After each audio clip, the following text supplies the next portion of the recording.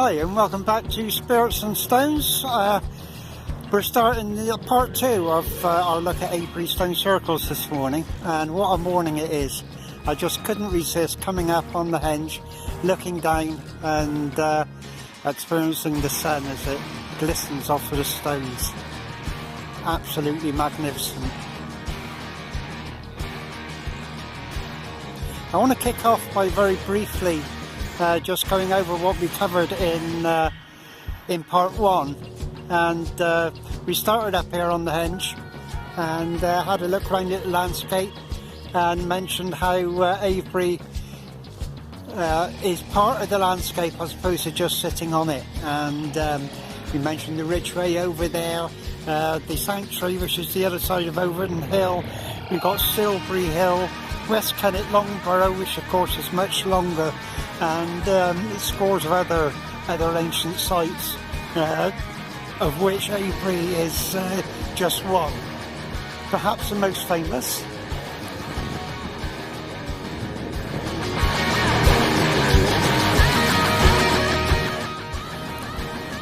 In part 1 we started with entering the site, entering into the outer circle through the southern entrance here, with that natural chair on our left.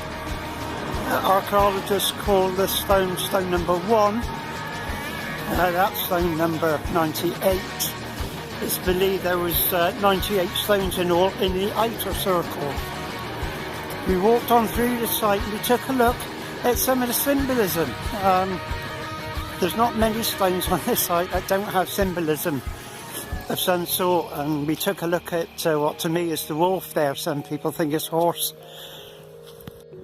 We viewed the stone from the opposite side and saw that it resembled a rabbit or a hare.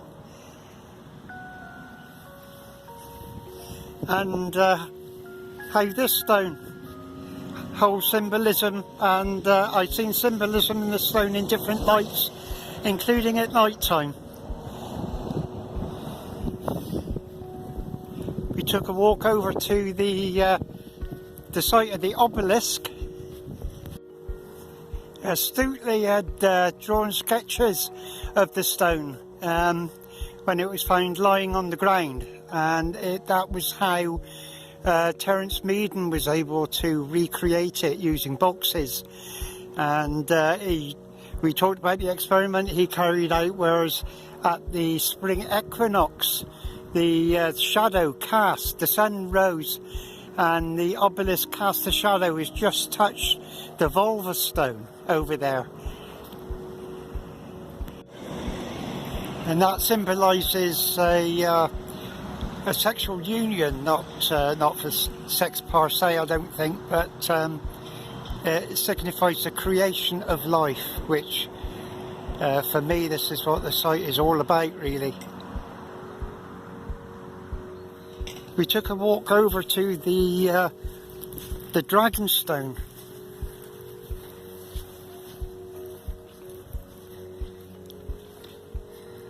And I pointed out the dragon on the top of the stone, the head, the body, the tail, and on the bottom another one. You can see the head, the body, and the wings there folded round. And we stopped then. I had a spot of lunch and done some meditation and chilled out, and you went and done your own thing. And now we're picking up on part 2, and we're going to take a walk back over to the obelisk, and but first of all take a look at this row of stones here, which are called the Z stones. And there would have been another row, there was another row, like a mirror image if you like, the far side of the obelisk, and I've dowsed all this area and dowsed where the stones were, the sockets of the stones running along there. These were all buried until the 1930s, when Keeler reinstated the stones into their original sockets.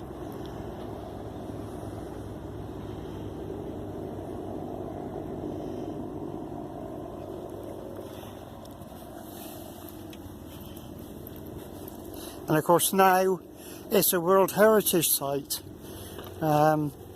Although we know there's stones remaining, stones under the ground, and stones that could be put back up where they're missing there, particularly in the outer circle. We're not able to, because it's a World Heritage Site and it must remain as it was when it was declared a World Heritage Site. And there's arguments for and against that, which are quite capable of bringing about quite a debate even today.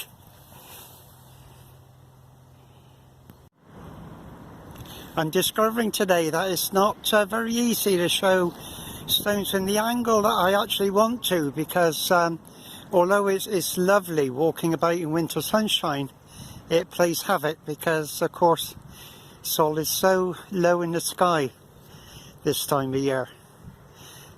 This stone here was discovered by Keeler, and there's sketches of the stone which were drawn that show it to be a ring stone. And when Keeler discovered it, this is all that was left, and it was actually below ground, and he raised it up so the stone was visible. There's difference of opinion as to what ring stones were used for. What we do know, of course, is pagans today use such stones for hand fasting, sort of marriage ceremony. To give you an idea where we are on the site, I've walked back over. We've got the southern entrance just behind us, and as you can see, where we were a minute ago, we're over by the obelisk there. There's the chapel. So it's quite close to the southern entrance, this stone. And like all the stones here, I'm sure it could tell a story or two. So we're over in the southwestern section now, and looking back across the road where we've just left, there we've got the southern entrance with stone number 1 nearest to us. And back on this side of the road, if we look at that stone marker, it's easy to think it marks the position of where stone number 2 stood. But in actual fact, stone number 2 is where else but under the road. Just build the road on top. Excellent.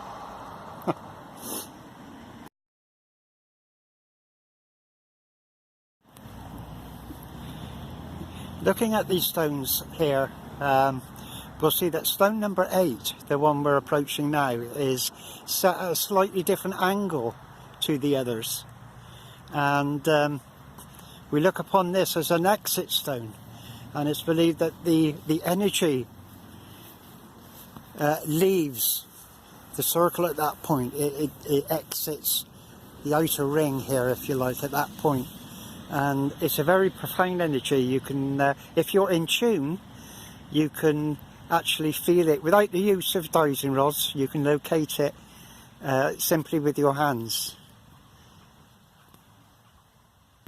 There's also symbolism on this stone that can be seen as representing the vulva. As I say, there's very few stones here that don't carry some symbolism or other. Moving on to stone 9, there's a story behind this. It's called the Barber Surgeon stone, and the reason for that is when Keeler erected the stone in the 1930s, on lifting it they found a skeleton underneath, and it's believed that he was a member of the gang who toppled the stone and simply ran to the left instead of right and got crushed by it, and he was left there and stayed there until Keeler reinstated the stone into its socket in the 1930s.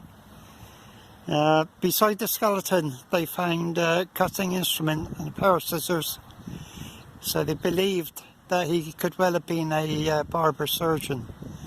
And although there are arguments against that today, because most shepherds simply carried similar instruments on them apparently,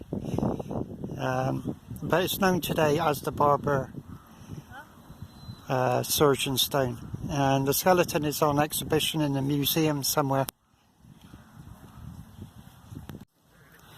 This is looking at the same stone from the other side, and it's a good example of many of the stones that carry holes like this. These holes were made by, they were formed in the stone before the stone had actually hardened. It's a silica based stone, and plants, trees, etc. grown up through the sand before it had hardened.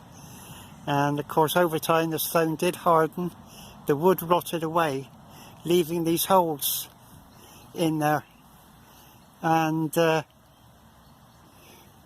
you can actually play them.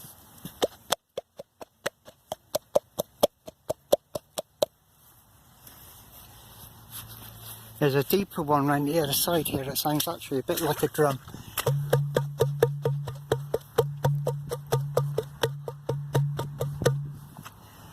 I'm sure they would have been made use of actually back in the Neolithic. I've actually heard a group of people doing this, about 10 doing that all at the same time, and it really is quite effective.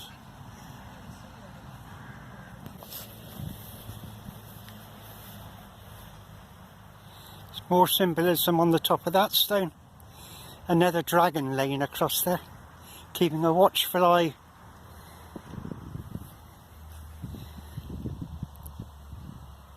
Over the village.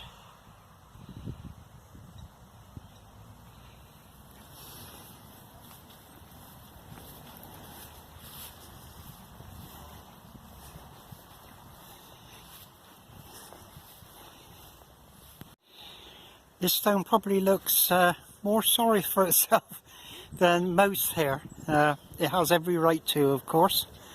It had been broken into several pieces and used as foundation for a building.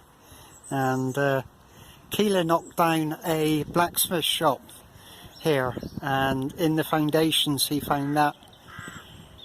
He pieced it back together. It's a little bit like, I don't know if you've ever done a jigsaw puzzle and almost completed to find that you've got some pieces missing. I think he's done an absolutely wonderful job in the circumstances. On the side here, I don't know if you can make that out, there's a smooth area, and that's where axes were sharpened on the stone, and it smoothed this area out. And I think it's quite logical to assume that that polishing, that sharpening of axes had been done prior to the stone being erected here.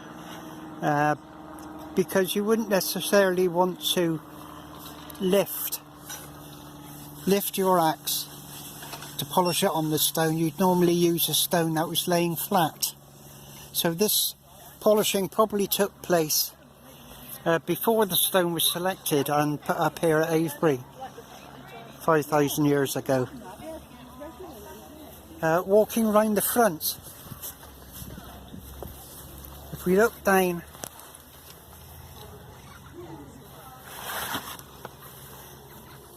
just here, that's believed to be what's left of a 17th century chisel that was used to actually break this stone up, and it got wedged in there, and it's still there to this day.